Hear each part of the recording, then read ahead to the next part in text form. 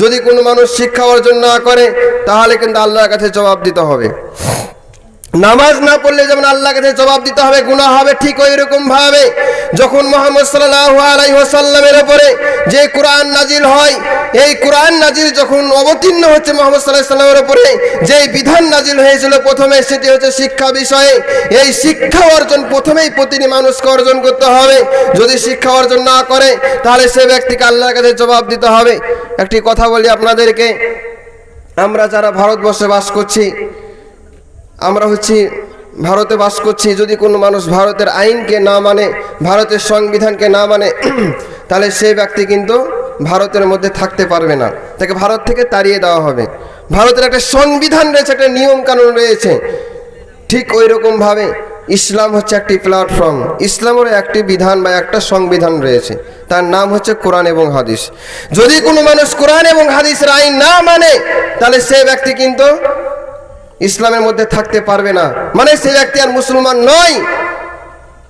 তাহলে আজকে যারা আমরা 5 ওয়াক্ত সালাত আদায় করছি, আল্লাহর হুকুমকে মানলাম, ঠিক আছে।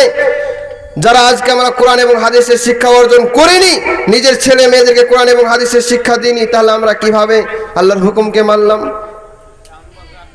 আজকে আমরা মুসলমান এত হতভাগা হয়ে গেছি, যখন আমাদের একটা ছেলে জন্মগ্রহণ করার পর আমাদের মাথায় একটা চিন্তা আসে যে আমার ছেলেটাকে বড় ইউনিভার্সিটিতে ভর্তি করব, আমার ছেলেটা ডক্টর, প্রফেসর, ইঞ্জিনিয়ার, অনেক কিছু হবে, এরকম চিন্তা ভাবনা আমরা করি। কিন্তু আমার ছেলেটা যে কোরআনের হাফেজ হবে, আলেম হবে, এরকম চিন্তা ভাবনা আমরা কেউ করতে পারলাম না। কি আজকে মুসলমানদের অবস্থা? প্রথমেই প্রতিটি মুসলমানকে শিক্ষা অর্জন করতেই হবে।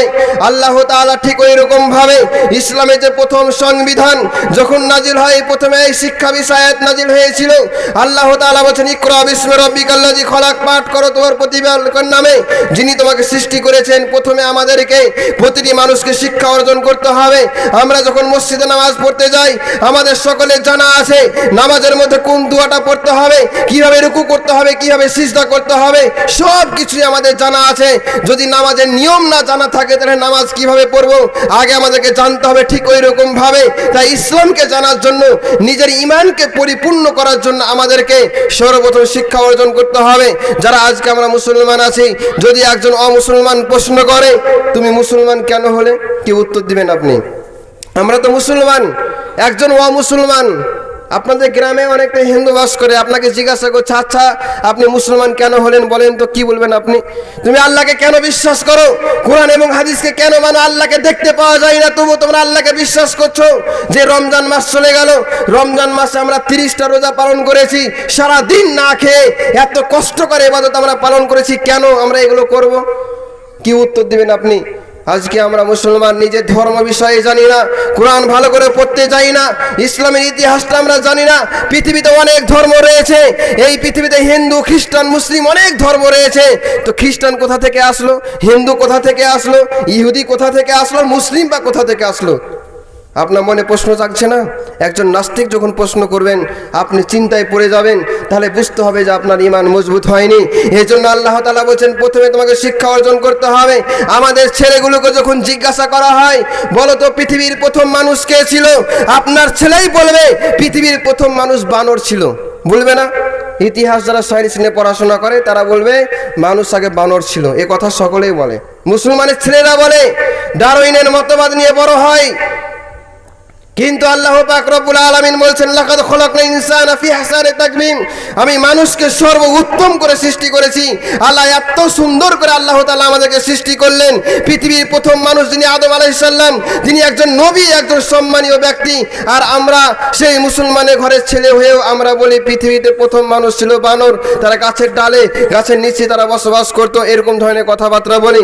তাহলে আজকে মুসলমান নিজের ধর্ম বিষয়ে আমাদের জ্ঞান নেই। আজকে মুসলমানদের সবচেয়ে খারাপ অবস্থা হওয়ার কারণ যে নিজের ধর্ম বিষয়ে তারা জানে না। রবীন্দ্রনাথ ঠাকুরের তারা কবিতা মুখস্থ করতে পারে, কাজী নজরুল ইসলামের কবিতা এত কঠিন শব্দভাবে লেখা আছে, এগুলো ভালো করে মুখস্থ করতে পারে। আমাদের ছেলেগুলো সূরা ফাতিহাটা সঠিকভাবে উচ্চারণ করতে পারে না। কি অবস্থা আজকে জানেন? আজকে আমরা এখানে জালসা করেছি, মসজিদের জন্য আমরা সকলেই দান দিলাম। দান দিয়ে আমরা ভাবলাম হয়তো আমরা জান্নাত যাব, নেকি পাবো। ঠিক আছে, নেকি পাবেন, ভালো কাজ করেছেন। কিন্তু আপনার ছেলে নামাজ পড়ে না, হজ করে না, যাকাত দেয় না, অনেক ইসলামের নিয়ম মানে না, দাঁড়িয়ে পেশাব করে, ইসলামী শিক্ষা অর্জন করে না, ফজরের নামাজ পড়ে না, কোনো কিছুই তারা জানে না। সেই কিয়ামতের মাঠে, হাসরের মাঠে যখন আপনার ছেলেকে জাহান্নামে দেওয়া হবে, আপনাকে যখন জান্নাতে দেওয়া হবে, তখন আপনার ছেলে আল্লাহকে বলবে, আল্লাহ গো, আমার পিতা আমাকে নামাজ পড়ার কথা বলেনি, হজ করার কথা বলেনি, কোরআন কাকে বলা হয়, ইসলাম কাকে বলা হয়, আমরা মুসলিম কেন ছিলাম, কি নিয়ম কানুন ছিল, এইসব বিষয় আপনার ছেলে আপনার বিরুদ্ধে কথা বলবে, তখন আপনার ছেলের সঙ্গে আপনাকে জাহান্নাম চলে যেতে হবে। এই জন্য প্রথমেই প্রাথমিকভাবে আমাদের মধ্যে কোরআন এবং হাদিসের জ্ঞান থাকতে হবে, তাহলে একজন মানুষ সঠিকভাবে পূর্ণ ঈমানদার হতে পারবে।